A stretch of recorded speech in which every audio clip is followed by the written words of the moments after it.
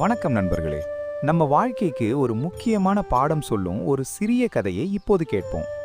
திருப்பூர் அருகில் உள்ள ஒரு கிராமத்தில் முருகன் என்ற இளைஞன் வாழ்ந்து வந்தான். அவன் மிகவும் அமைதியானவன். எனக்கு சம்பந்தமில்லாத விஷயங்களில் நான் தலையிட மாட்டேன் என்பதே அவன் கொள்கை. ஒரு நாள் அவன் நண்பன் கண்ணன் தவறான கூட்டத்தில் சேர்ந்து சிறிய திருட்டுக்களில் ஈடுபட ஆரம்பித்தான். முருகன் அதை கவனித்தான், ஆனால் எதுவும் சொல்லவில்லை. அது அவன் வாழ்க்கை, நான் ஏன் பேச வேண்டும் என்று அவன் நினைத்தான். ஒரு இரவு கண்ணன் மற்றும் அவன் நண்பர்கள் ஒரு கடையில் திருட முயன்றார்கள். அப்போது போலீசார் வந்துவிட்டார்கள். தப்பிக்க முயன்ற கண்ணன் நேராக முருகனின் வீட்டிற்குள் ஓடி மறைந்தான். அடுத்த நாள் போலீசார் முருகனையும் அழைத்துச் சென்றார்கள். நீ அவனை மறைத்து வைத்தாய் என்ற சந்தேகம்.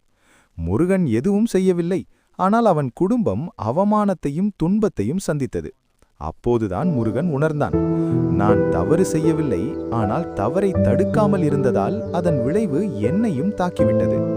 அதன் பிறகு முருகன் கிராமத்தில் உள்ள இளைஞர்களை நல்ல பாதைக்கு அழைத்துச் செல்ல ஆரம்பித்தான். நண்பர்களே, தான் ஆடாவிட்டாலும் தன் சதை ஆடும். நாம் தவறுகளை கண்டும் காணாமலும் இருந்தால் ஒரு நாள் அதன் விளைவு நம்மையும் பாதிக்கும். இந்த கதை உங்களுக்கு பிடித்திருந்தால் லைக் மற்றும் ஷேர் செய்ய மறக்காதீர்கள்.